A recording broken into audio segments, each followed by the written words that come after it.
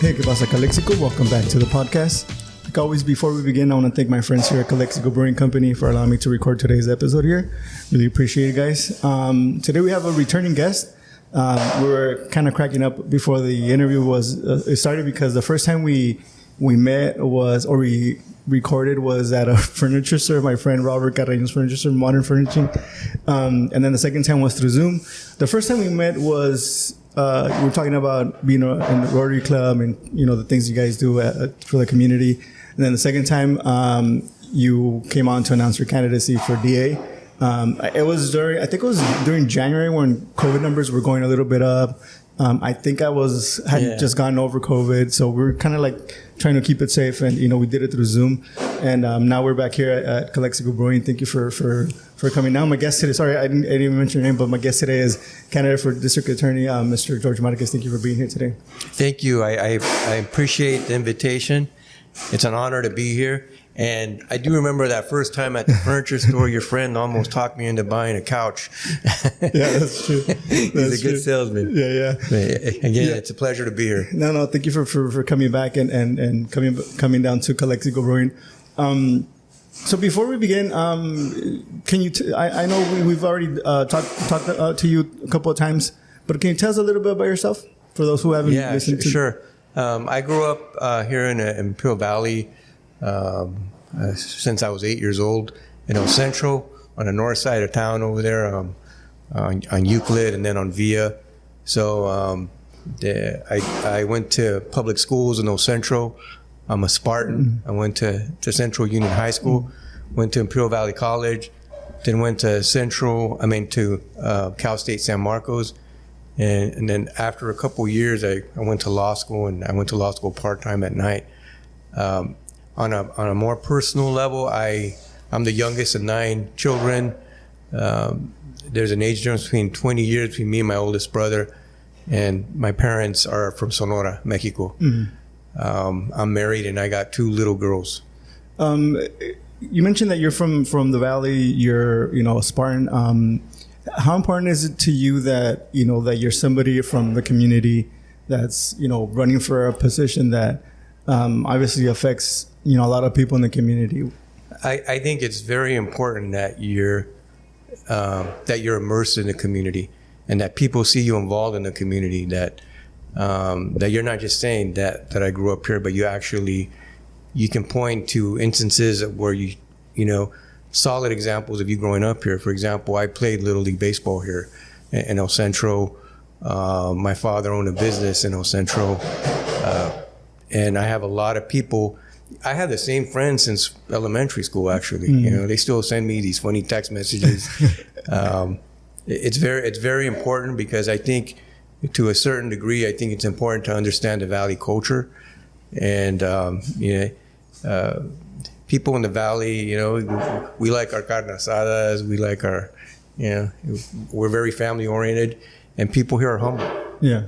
Yeah. And I think, especially, growing up and going to public education, you get to see all these types of, different groups that we have here in our communities, your lower middle class or the lower middle class people, and the struggles that they go through. I bet that you had friends in elementary or high school that had brothers or family incarcerated that that might have been wrongly accused. All these things that happen in the Valley. Absolutely. I think I went to Lincoln Elementary School. I think if you look at it from a socioeconomic point of view, I think it's probably lower middle class. And I had friends who had family members who were incarcerated.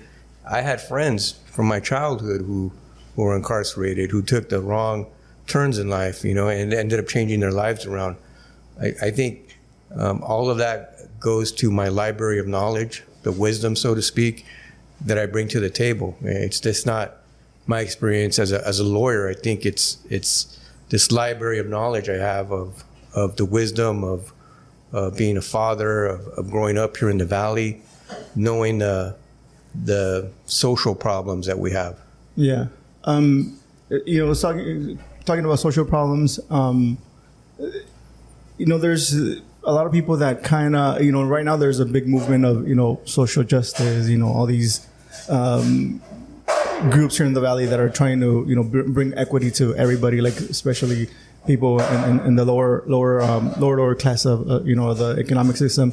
How important is it to you to, make sure that, not only are you persecuting, higher crimes, where there's, I don't know, like people, money laundering or stuff like that, or is, people who are accused of, drug issues or domestic violence, all these little things that we see in poor communities.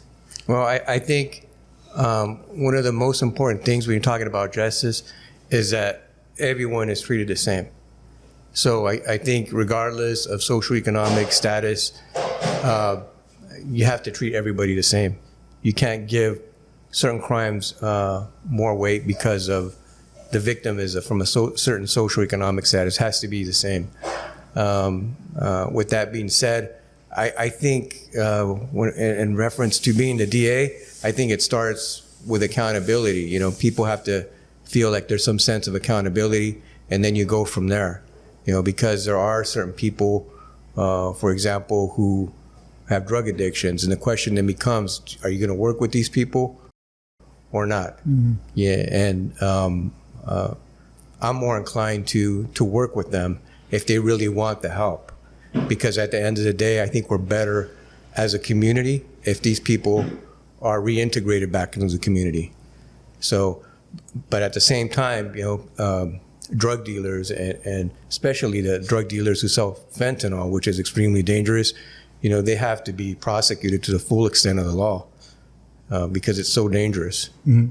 And going back to different groups and communities here in the Valley, are, I don't know if it happens in other towns, but here in Calexico, a lot of the local merchants are kind of upset that people break into their businesses and the next day they see these guys, they get caught, and then they see these guys out in the community again.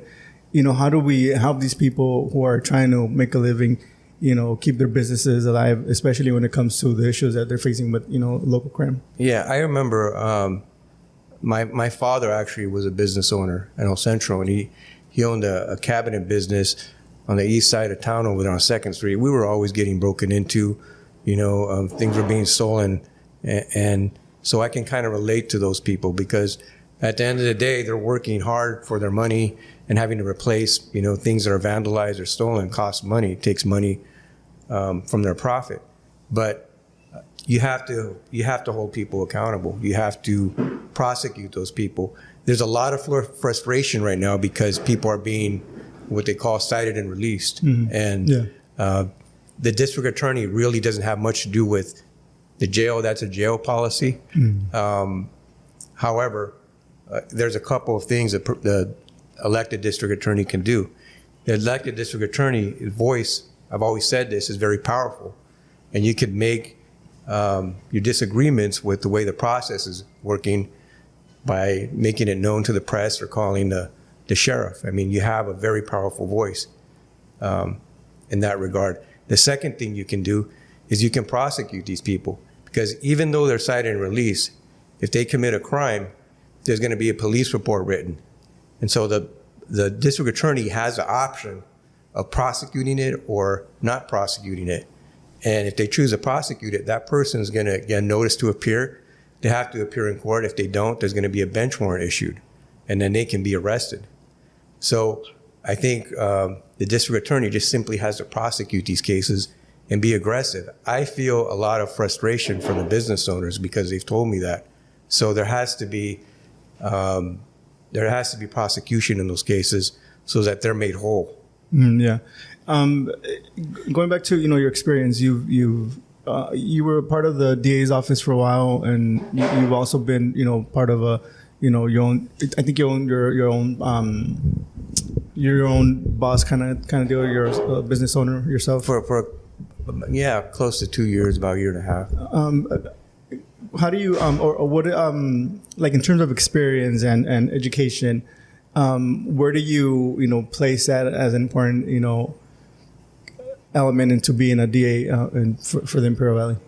Look, the position of district attorney is very important, and I think I alluded to this previously. It's not just about knowing the law, and that's part of it. It's about life experience as well. But in terms of my experience in criminal law, is I have approximately 14 years of experience. That's about 9 years as a former prosecutor and about 4 years in criminal defense. Now, as a prosecutor, you learn one side of it, okay? Mm. You learn how important it is to prosecute people. You learn how to prosecute criminals. You learn the process. You learn a way of thinking. But that's only one side of it, okay? The other side is the defense, okay? I've worked both sides of that.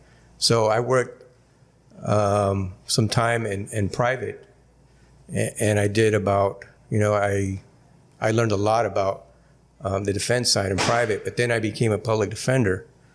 After I worked at the district attorney's office, I became a public defender, and I've been there.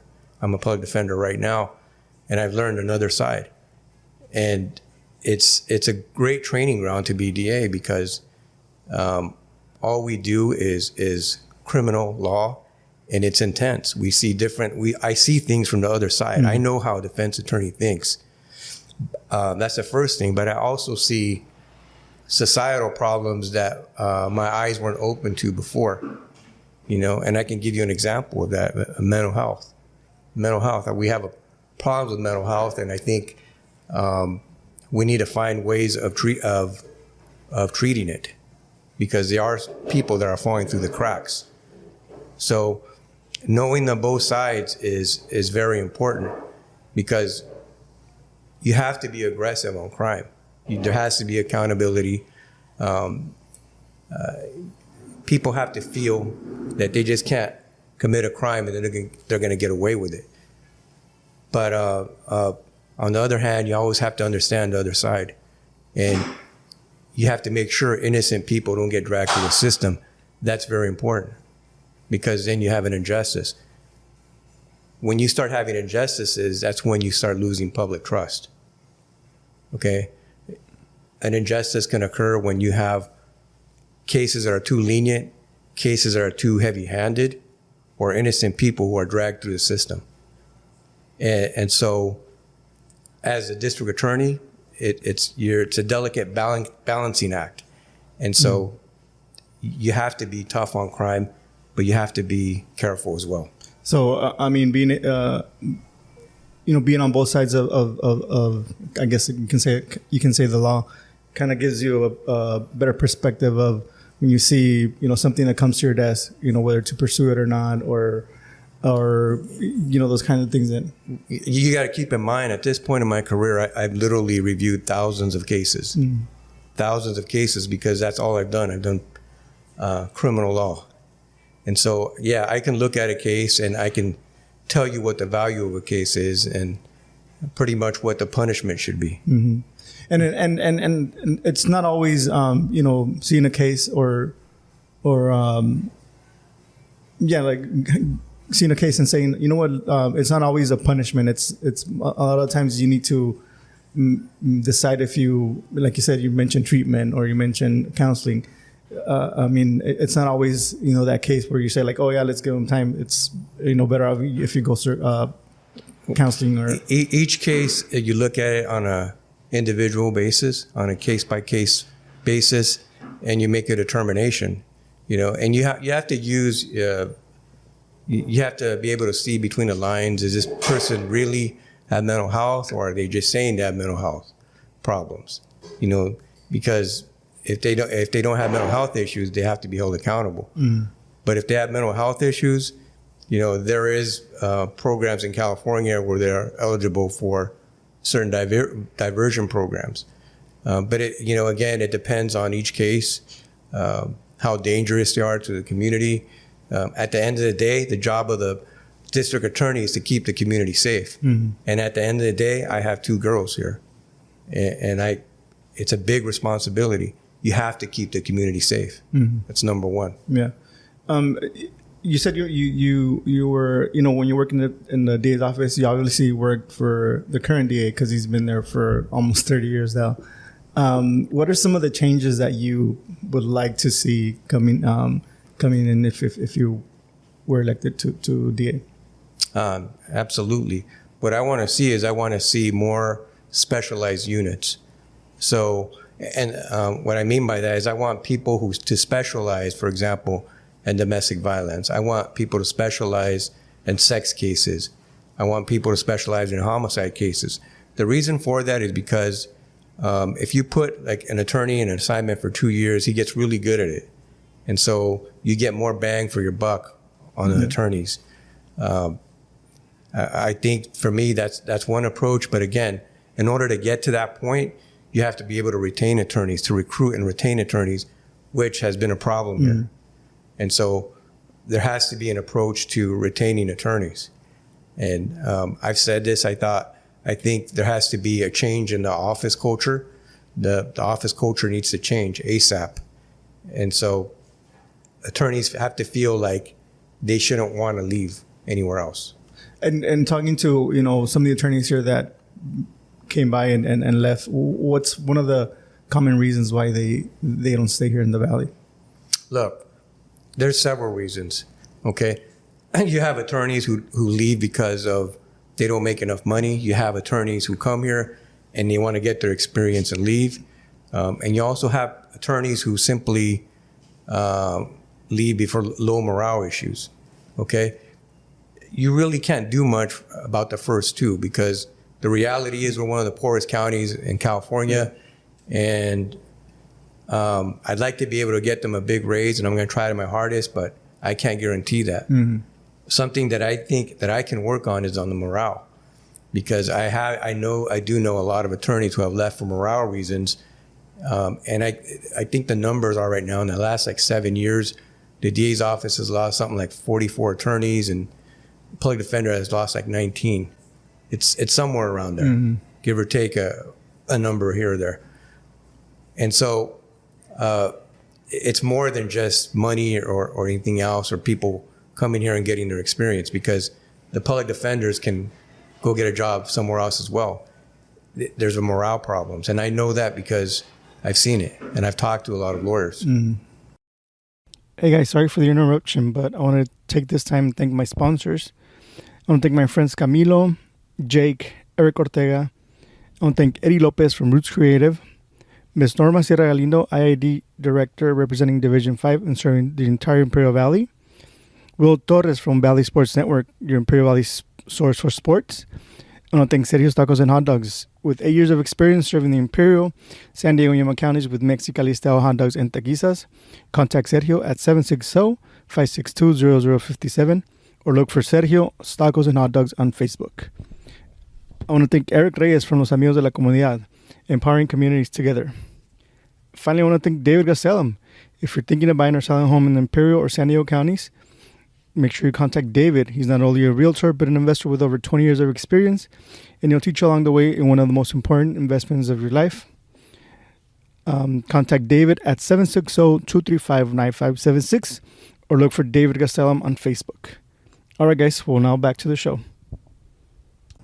This was your first, run at any public office, and you came in second, in June. Going into November, what are your feelings? Coming, running in a county where not a lot of people vote. There's I don't know if there's a lack of interest or why people don't vote. What are your feelings now that you've kind of successfully ran a first campaign? Since I made it to the playoffs, so to speak. You're a wild card kind of. I actually feel great. I like my chances. I feel like I'm going to win this. And the reason I say that is because the tremendous amount of support I'm getting from people in the community. And I get stopped all the time. And I was just in the market the other day. I was walking out and somebody tells me, me and my whole family voted for you. And I get that more than I thought I would ever get. So I feel I like my chances. I like the people who are helping me in my committee. I see tremendous progress. And I think it's the message is getting out there that I just simply have more experience. I simply have more experience. I'm vested in this community. I own a home in this community. I got 2 daughters. I'm married. I got 2 daughters. And that's important too. It goes to wisdom. It goes to your view of the world. One of the big, most important things in being DA is a perspective. I bring a wider perspective of things because of my life experience, because of my work experience. And that's important. And I think people, whether they admit it or not, I think they think about that in the back of their heads. Yeah, and I think, like to me, talking to a lot of local young people that came down during COVID, and they want to change their community. For a while, I felt like I was in that same boat, but I think that a lot of the times, the experience that you get from, like you said, being a parent, being a husband, being somebody that's involved in the community, that's been here. I've been here 30 years, and it gives you a different perspective as to what we need in our community, what the community really wants, and not what you might think that somebody else wants. Yeah. Let me give you an example of this. See, as a father, before I was a father, and after I was a father, my perspective on life changed. Because after I saw my daughter's eyes for the first time, I changed. And I saw the world differently. And I have 2 girls, and so when I see kids, automatically, and I think this is true of most men, you do not like seeing kids being harmed in any way. Okay. And that's something that you just have it because you're a father. You know how vulnerable they are, and as an attorney as an experienced attorney, I know how dangerous it can be out there. So my instincts are to want to protect kids. And I think it's because I'm a father. I think that perspective that I bring to the table is important. It's going to push me to want to protect our community. Another thing is, being the youngest of 9 children as well, I never knew my parents when they were young. My mom I think she was 44 when I was born, and my father was 46. So by the time I could remember, they were already in their 50s, and I never knew them as young. So when I see elderly people too, I can, I feel a connection with them. And it's funny how many times I've seen old elderly women, and I tell them, you look like you remind me of my mom, and again, it's that desire to want to protect elderly because they're vulnerable as well. And so I think that's important. Also being a husband and loving my wife, I don't want my wife to get hurt. And I see that in other women. I don't want them to be hurt. I don't want them to be victims of domestic violence. Those are very practical types of life experience that I bring to the table. It's hard to articulate. I think it's just something I feel internally that I'm going to try to do my best to keep this community safe. And going back to voting, normally in the June elections, there's a really low turnout. I mean, November, we'll see a little bit of a spike, but not too much. How do you approach, a June campaign to a November campaign and making sure that, new voters that didn't vote in June get to know you, the voters that didn't vote for you kind of, or voted for the 2 candidates that didn't make it? How do you approach them to making sure that they know that you're the candidate for them?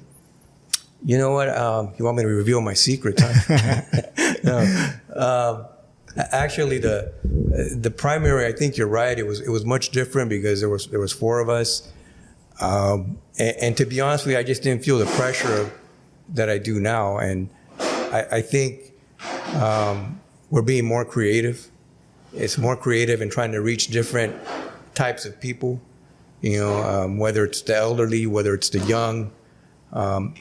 it's being creative in the way that I'm trying to push my message out there. I want people to know, for example, that I have strong law enforcement backing. And so it's a message that we're trying to push, because between the primary and now, I have gotten more law enforcement endorsements. And I think it's because of the trust. It's what it comes down to. They trust me. I want people to know that I'm a family man, that I'm vested in this community. So it's a message that we're pushing out there. And we're thinking creatively and ways of doing that. And it's targeting certain areas, certain neighborhoods. It's different types of marketing, whether it's radio, TV, or whatever. I mean, but it's more intense this time. I will tell you that. Yeah. I mean, especially when it's two candidates, it's, you need to broaden your spectrum as to who you're reaching out to, because there's less people for the votes to go around with, around to. And thinking of because I thought about running for city council here in Calexico, but I don't think I'm ready for the commitment. Thinking about you, that you have 2 young daughters, your wife, it's a huge commitment to take this leap to be the DA. What does your family say about your decision to run for DA? You know what? I think when you're a family, they want what's best for you. So my wife, for example, she knows how important this is to the community as well, because I've told her, I think I could do a good job as a DA, and I think I'm the person to bring the changes that we need. And so she's helped me in that regard, and I think she's understanding. With that being said, it's been a tremendous challenge because I love my kids so much, and sometimes just leaving when I should be home with them, leaving because I have some type of commitment, it has been very, very difficult for me because I'm taking time from them, and I do think about those things, and I try to be the best father that I can, but I also want them to know that in life you have to sometimes reach for the stars, and you have to, chase your dreams, and great things never come easy. To achieve something great, it does not come easy. It comes at great sacrifice. And for me, it's a sacrifice. It's a short-term sacrifice. But I think the community is going to be better for it. And I think ultimately my family is going to be better for it. Mm-hmm. I remember when we did our first podcast, when you were talking about the radio, you did kind of mention, you're like, you know what, you'll see me again. And this was, I don't remember when it was, but I remember you had mentioned it. And going back to when you finally made your decision to do run, to now, all these events, campaigns, and obviously you've invested time, money into this campaign. Do you still think that it's the right decision to? Absolutely. I know it's the right decision. It's something I feel in my heart, and I have no regrets about doing this. I'm doing it for the right reasons, and I believe I'm qualified. It's the right time in my life. I'm at the right age. I have the right life experience. I have the right professional experience. It's just a perfect time in my life, and I just. And so I have no regrets about it at all. Yeah.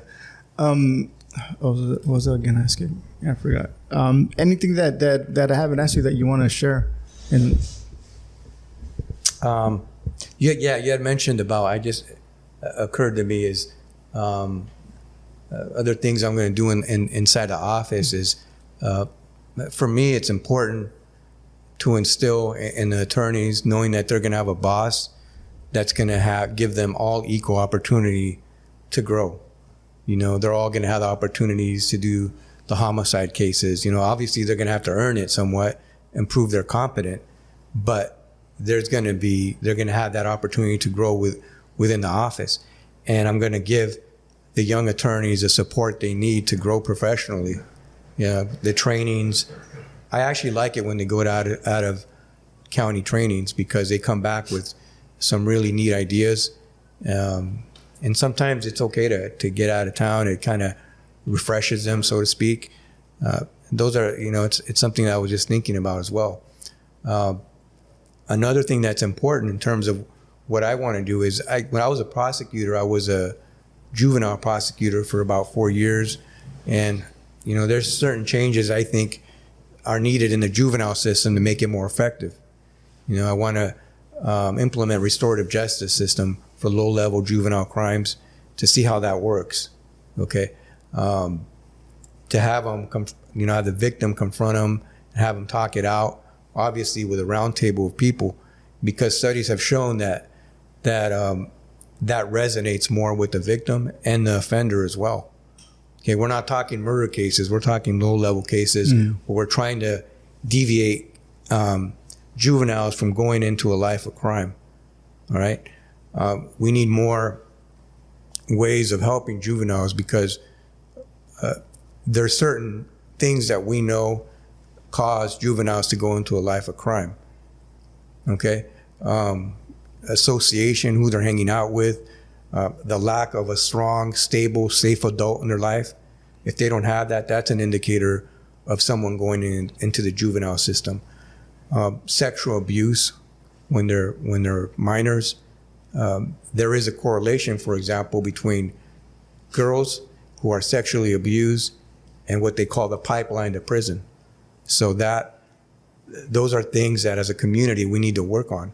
It's not just the DA, but the DA is the one that can bring these problems to light and be the leader in that. And I want to be the leader in that. I want to help guide our youth so that they're not in the juvenile system. And I'm okay with thinking outside the box. I'm okay with being creative. But I think it's important. I'm a big believer in that. You mentioned endorsements. I know that I recently saw a video that my coworker, John Moreno, shout out to John, I saw a sign in his house. He's one of the people who endorse you. There's other people in the community that have endorsed you. Who are the people that have endorsed you, and what does it mean to you that they've, publicly are endorsing you? Oh, I mean, the list is so long, I don't even know where to start. But the people that come to mind, for example, is Fred Miramontes. He was a very important person for me, because he's well respected. He's a man of integrity. To have his trust and have him wanting to work with me is a big thing. But I've also had other people, not just law enforcement. I've had people who are very strong in the community, like John Moreno, James Gonzalez, who's involved in the autism support. Mm-hmm. Victor Jaime, the past president of Imperial Valley College, and his friend Carlos Fletes, both of them endorse me. There's a lot of people, and I'm very grateful, and that to me just means a lot to me. It really does, because I think when people see these people are not going to throw their name behind you if they don't trust you, because they're people whose reputation matters, their name matters. They're not going to put their names behind you if they do not trust you, period. So that to me means a lot. It tells me I've done something right. And so, yeah, it's important. Yeah. Like I said, I saw that John Moreno was endorsing you, and yeah, he's a pillar of this community, Calexico. So and I'm sure it does mean a lot. Him, and like you said, it's his. He's putting his name out there for you, and yeah, it means a lot. Yeah. There's other people. I'm trying to think. Carla Sigmund, is one of them. Isabel Solis, they're both on the IVC board. Kiki Alvarado here in Calexico. Yeah, there's just so many people who have supported me. Nabel Nugent. He's a ex soccer coach, Centro, well respected. He's a karate coach too. Yeah. Kind of legendary in the soccer. Really? He talks Central soccer. He led those great Central soccer teams in the 80s. A lot of people.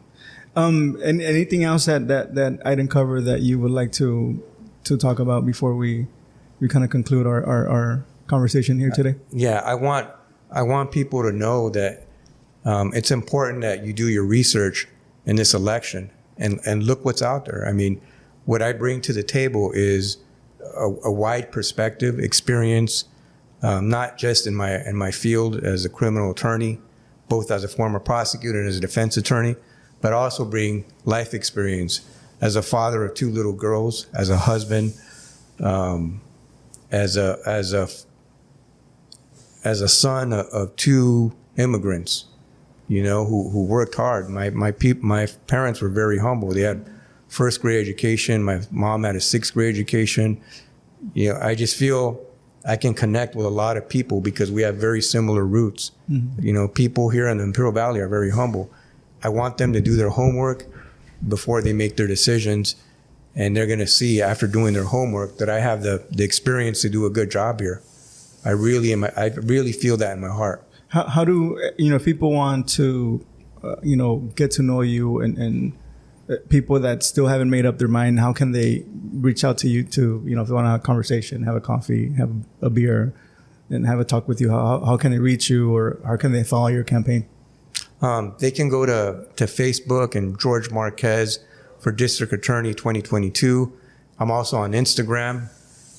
They can go to my web page at George Marquez for District Attorney. They can call me on my cell phone, and I'll give it out right here. Mm-hmm. I'm not afraid. I'm not afraid to take calls and answer questions.